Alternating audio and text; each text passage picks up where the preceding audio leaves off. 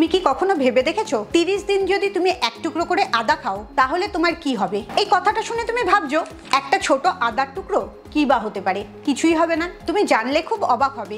এই একটা ছোট আদার টুকরো তুমি যখন 30 দিন খেতে থাকবে তখন তোমার বেলি ফ্যাটটা তাড়াতাড়ি কমবে, মেটাবলিজমটাও বাড়তে থাকবে, তোমার শরীরের রোগ প্রতিরোধ ক্ষমতাটা বাড়বে আর স্কিনের গ্লোটাও বাড়বে। এই সমস্ত জিনিসগুলো আমি বলছি না, রিসার্চ করে গবেষকরা দেখেছে।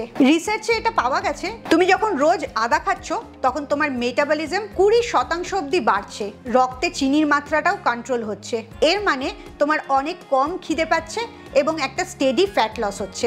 রোজ এই আদা খেলে তোমার শরীরের ভেতরে আসলে কি হচ্ছে এবং কিভাবে তুমি এই আদাটা খেলে সবচেয়ে ভালো বেনিফিট পাবে, এই সমস্ত জিনিসগুলো আজকের ভিডিও থেকে জানতে পারবে। তাই একটুও স্কিপ না করে এত সহজে পাওয়া একটা জিনিস কিভাবে সঠিক ব্যবহার করবে সেটা জেনে নাও।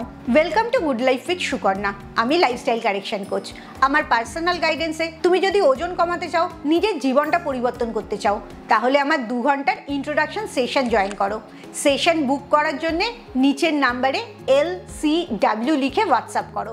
মেয়েদের যত বয়স বাড়তে থাকে, স্পেশালি 35 বছরের ওপরে হতে থাকলেই মেটাবলিজমটা কমতে থাকে। আর এই কারণেই লক্ষ্য করে দেখবে একই লাইফস্টাইল থাকার পরও বেলি ফ্যাটটা বাড়তে শুরু করেছে। আগে যে খাবারগুলো সুন্দর হজম করে নিতে পারতে, এখন আর সেটা হজম হচ্ছে না, ব্লটিং হয়ে যাচ্ছে। আর রাত্রে 8 ঘন্টা ঘুমাবার পরও সারাদিনটা কিরকম একটা ক্লান্ত লাগছে। এই সবগুলোর কারণই হচ্ছে মেটাবলিজম স্লো হয়ে যাওয়া, হরমোন গন্ডগোল করা আর শরীরে ইনফ্লেমেশন হয়ে যাওয়া।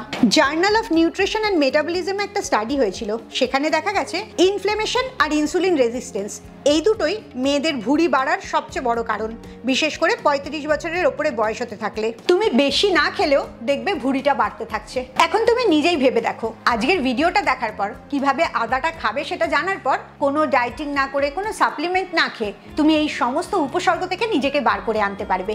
আদাটা খেলে প্রতি সপ্তাহে তোমার মধ্যে কি পরিবর্তন আসবে এবারে সেটাই স্টেপ বাই স্টেপ জেনে নাও। প্রথম সপ্তাহটা বলতে পারো তোমার ওয়েক আপ ফেজ, যখন তোমার হজম শক্তিটা ঠিক হচ্ছে আর শরীর ডিটক্স হচ্ছে। আদা খেতে শুরু করলে প্রথম 7 দিন তোমার ইন্টেস্টাইনাল সিস্টেমটা রিসেট হয়, তোমার ডাইজেস্টিভ এনজাইমগুলো তখন অনেক ভালো হতে থাকে। এর কারণে তুমি যে খাবার খাচ্ছ, খাবারের থেকে শরীর কার্বোহাইড্রেট, প্রোটিন আর ফ্যাট খুব ভালো করে নিতে পারে। হিজিয়াং ইউনিভার্সিটি অফ চায়না 2020-তে একটা রিসার্চ হয়েছিল, সেখানে দেখা গেছে যারা নিয়মিত আদা খায় তাদের গাট মোবিলিটিটা অনেক ভালো হয়, যার জন্য 7 দিনেই ব্লটিংটা কমতে শুরু করে। তাই তুমিও যখন আদা খেতে শুরু করবে দেখবে 7 দিনের মধ্যেই তোমার ফোলা ভাবটা কমতে শুরু করেছে এবং পেটটাও অনেক হালকা অনুভব হচ্ছে। তুমি যদি কখনো খাওয়ার পরে ব্লটেড ফিল করো, মনে হচ্ছে খাবারটা ঠিক করে হজম হচ্ছে না, এটা যদি তোমার এক্সপিরিয়েন্স হয় তাহলে এক্ষুনি কমেন্টে ইয়েস লেখো। দ্বিতীয় সপ্তাহে তোমার মেটাবলিজমটা বাড়তে শুরু করছে, যেটাকে মেটাবলিক ফায়ার ফেজ বলা হচ্ছে। আর এখান থেকেই তোমার চর্বি পোড়াটা শুরু হচ্ছে। তুমি যখন ফ্রেশ জিঞ্জার খাচ্ছ তখন জিঞ্জারের মধ্যে জিঞ্জারল বলে একটা কম্পাউন্ড থাকছে, সেটা থার্মোজেনিক এফেক্টটাকে বাড়িয়ে দিচ্ছে। সহজ কথায় বললে যেটা দাঁড়ায় সেটা হচ্ছে খাবারের জন্য যে ক্যালোরিটা বার্ন করে সেই বার্নিংটাকে আরো বাড়িয়ে দিচ্ছে। একটা স্টাডি পাবলিশ হয়েছিল 2012-তে মেটাবলিজম জার্নালে, সেখানে দেখা গেছে যে মানুষরা রোজ 2 গ্রাম করে আদা পাউডার খেয়েছে তারা অনেক পেট ভরা অনুভব করেছে এবং খাওয়ার পরে অনেক বেশি ফ্যাট অক্সিডেশন হয়েছে। কি করে বুঝবে পেটটা ভরা অনুভব হচ্ছে আর ফ্যাট অক্সিডেশন হচ্ছে? সেটা বুঝবে তোমার ক্রেভিংটা দেখে।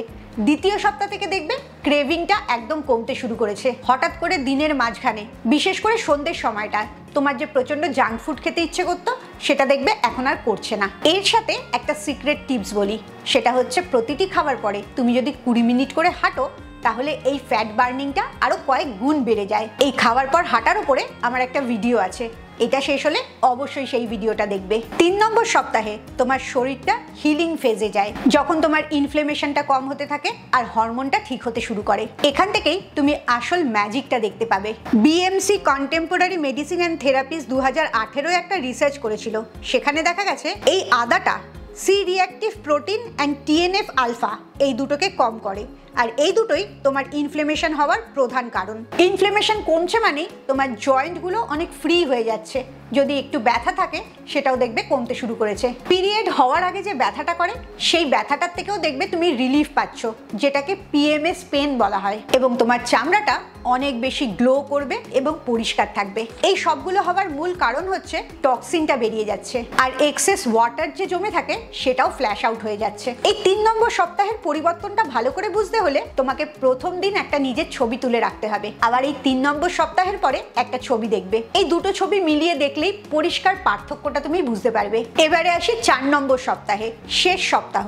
এখান থেকেই তোমার ট্রান্সফরমেশন ফেজটা শুরু হচ্ছে। তোমার এনার্জি বেড়ে যাচ্ছে, ইমিউনিটি বেড়ে যাচ্ছে এবং অনেক অল্প বয়স্ক লাগছে। এই 4 নম্বর সপ্তাহ থেকে লক্ষ্য করবে তোমার হজমটা অনেক ভালো হয়ে গেছে, চট করে বদহজম হচ্ছে না। তুমি প্রথম দিনের তুলনায় এখন অনেক বেশি এনার্জেটিক ফিল করছো। তোমার চামড়াটা অলরেডি গ্লো করতে শুরু করে দিয়েছে, আর তোমার পেটের ইঞ্চিটাও বেশ কিছুটা কমে গেছে। এই সব ঘটনাগুলোই ঘটেছে কারণ আদাটা তোমার ইনসুলিন সেন্সিটিভিটিটাকে ঠিক করছে। এই কারণে তোমার রক্তে যে চিনিটা মিশছে সেটা খরচ হয়ে যাচ্ছে, ফ্যাট হিসেবে আর জমে থাকছে না। একটা স্টাডি হয়েছিল ফাইটোথেরাপি রিসার্চ 2015-এ, সেখানে দেখা গেছে 12 সপ্তাহ আদা সাপ্লিমেন্ট খাওয়ার পর বিএমআইটা অনেক কমেছে, আর ফাস্টিং গ্লুকোজটাও কমেছে, বিশেষ করে যে মহিলাদের ওজন বেশি তাদের মধ্যে। আমাদের দেশে আদার সাপ্লিমেন্ট বা আদার গুঁড়ো খাওয়ার কোনো দরকার নেই। প্রাকৃতিক মাটি থেকে তোলা আদা আমাদের কাছে খুব সহজে পৌঁছে যায়। এই আদাটা তুমি যদি লেবু জলের মধ্যে মিশিয়ে খেতে পারো বা গ্রিন টির সাথে মিলিয়ে নিলে, তাহলে এর উপকারিতাটা আরো কয়েক গুণ বেড়ে যায়। এবারে আসি মেন পার্টটাতে। তুমি এই আদাটা কিভাবে সঠিক পদ্ধতিতে নেবে। রোজ সকালবেলা 1/2 ইঞ্চির একটা আদা নেবে, থেতো করে জলের মধ্যে দিয়ে জলটা ফোটাবে, সেই জলটাকে ছেঁকে নেবে, তারপরে তার মধ্যে কয়েক ফোঁটা লেবুর রস দেবে, আর 1 চিমটে ব্ল্যাক সল্ট বা সন্ধক লবণ বা পিঙ্ক সল্ট, তোমার বাড়িতে এই 3টের মধ্যে যেটা আছে সেটাই দেবে। কোনো কিছু খাওয়ার 30 মিনিট আগে এই জলটা সকালবেলা খেয়ে নেবে। আমরা যে রান্নায় আদা দিই তার সমস্যাটা হচ্ছে আদাটাকে অনেক গরম করে দিই, সাঁতলে দিই, তেলে ভেজে নিই। এইসব কারণের জন্য আদার উপকারিতাটা আর আমাদের শরীর অবধি পৌঁছায় না, কড়াইতেই সেটা ধ্বংস হয়ে যায়। যেভাবে খেতে বললাম ঠিক সেইভাবে 30 দিন আদাটা খাও, আর এই ভিডিওতে যা যা উপকারিতা বললাম সেগুলো মিলিয়ে দেখো, তারপরে ভিডিওর কমেন্টে আমাকে জানাবে তোমার কি এক্সপিরিয়েন্স হলো। আমরা সবাই সুন্দর দেখতে লাগুক এটা চাই, এবং বয়সটা কম লাগুক সেটাও চাই। এই দুটো জিনিসের জন্যই আমাদের শরীরের ভেতরের গ্লাইকেশন, লাইপো অক্সিডেশন আর অক্সিডেশন, এই 3টে প্রসেস দায়ী। এই প্রসেসগুলো কি আর এগুলোকে কি করে ঠিক করে তুমি ইয়াং আর সুন্দর দেখতে থাকবে, সেটা যদি জানতে চাও তাহলে নেক্সট ভিডিওর জন্য অপেক্ষা করো। খুব ভালো থাকো, মানসিক আর শারীরিকভাবে একদম সুস্থ থাকো। আবার পরের ভিডিওতে তোমাদের সাথে দেখা হচ্ছে।